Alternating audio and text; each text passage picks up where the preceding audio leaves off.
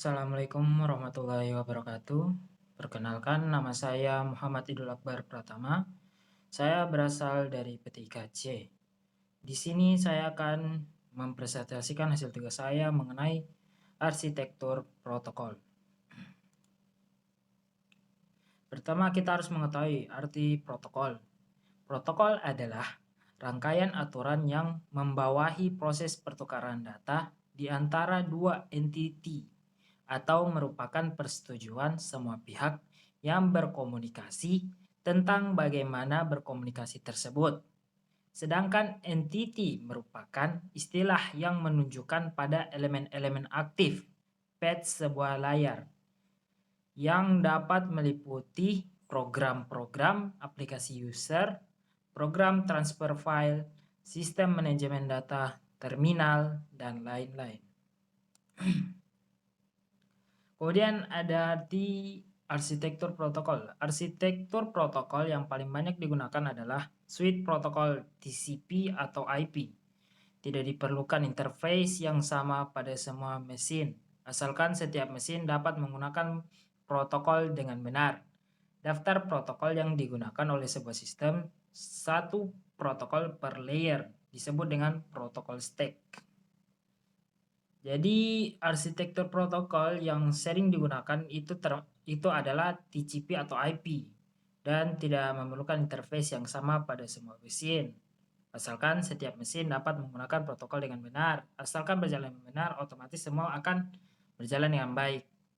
Daftar protokol yang digunakan oleh sebuah sistem, satu protokol per layer. Jadi satu layer itu per protokol disebut dengan yang dapat disebut dengan protokol stack. Kemudian fungsi-fungsi protokol.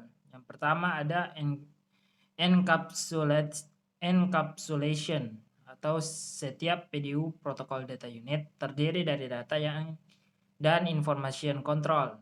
Information control dikelompokkan dalam 3 kategori, yaitu address, error detecting code, dan protocol control. Proses untuk menambahkan data dan information control ke dalam sebuah PDU disebut enkapsulasi. Kemudian ada connection control. Kontrol koneksi berhubungan dengan metode yang digunakan untuk melakukan pertukaran data antar entity. Kemudian ada order delivery, yaitu apabila dua buah entity pada host yang berlainan berkomunikasi, maka ada kemungkinan paket-paket data tidak tiba secara bersamaan akibat melintasi jalur-jalur yang berlainan. Agar entiti penerima dapat menerima data dengan benar, maka tiap-tiap paket data diberi tanda secara urut. Jadi apabila paket-paket data yang dikirim secara bersamaan, ada kemungkinan mereka melalui jalur yang berbeda, otomatis membuat mereka diterima juga dengan urutan yang berbeda, dimulai dari yang pertama sampai yang terakhir. Kemudian ada multiplexing, yaitu selain digunakan pada konsep pengalamatan yang menunjukkan koneksi dari koneksi multiple ke sistem tunggal atau dari sistem tunggal ke port, juga berhubungan dengan pemetaan koneksi dari satu level ke level lain yang lain. Kemudian ada flow control, merupakan suatu fungsi yang ditunjukkan untuk membatasi jumlah atau rate data yang dikirim oleh suatu entity yang mentransmisi. Bentuk flow control yang paling sederhana adalah prosedur stop and wait. Kemudian ada error control, diperlukan untuk menjaga informasi dan data dari kerusakan. Biasanya error control terdiri dari error detection dan transmisi ulang. Untuk error detection disisipkan kode pendeteksi kesalahan pada paket yang ditransmisikan.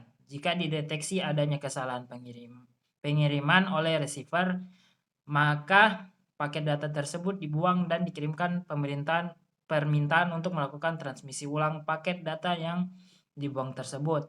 Jadi kalau flow control ini untuk membatasi jumlah rate data yang dikirim dari satu entity ke entity yang lain. Jadi dia membatasi jumlah kapasitasnya biasanya. Kalau error control biasanya ini untuk mendeteksi kerusakan data Karena ada kemungkinan apabila kita mentransmisikan data dari entity satu ke entity lain, ada kemungkinan datanya akan error atau rusak, sehingga membutuhkan untuk ditransmisikan ulang atau dikirim ulang. Kemudian ada alamat IP, yaitu deretan angka binar antara 32 bit sampai 128 bit yang dipakai sebagai identifikasi untuk tiap komputer hosted dalam jaringan internet. Panjang dari 32 bit adalah untuk IPv4 atau IP versi 4, dan panjang dari 128 bit adalah untuk IPv6 atau IP versi 6. Protokol ini menggunakan skema pengalamatan yang sederhana yang disebut sebagai alamat IP atau IP address yang mengizinkan hingga beberapa ratus juta komputer untuk dapat saling berhubungan satu sama lainnya di internet. Jadi alamat IP ini merupakan identitas dari suatu perangkat, sehingga alamat IP ini yang menghubungkan antara perangkat satu ke perangkat lain. Jadi alamat IP setiap perangkat itu berbeda-beda, sehingga untuk menghubungkan perangkat-perangkat tersebut dibutuhkan untuk menyambungkan alamat IP itu. Kemudian ada elemen kuncinya, yaitu sintaks, merupakan segala sesuatu yang berkaitan dengan format data dan level-level sinyal. Yang pertama ada data formats dan yang kedua adalah level sinyal. Kemudian ada semantics, meliputi informasi kontrol untuk koordinasi dan pengendalian kesalahan. Yang pertama ada control information, yang kedua ada error handling. Kemudian ada timing, meliputi kesesuaian urutan dan kecepatan, speed matching, dan squeezing. Ini sumber data dan saya akan menaruh link tugas saya atau video tugas saya di sini. Kemudian sekian dari saya dan terima kasih. Saya Muhammad Idul Akbar Pratama dari P3C, mohon undur diri. Wassalamualaikum warahmatullahi wabarakatuh.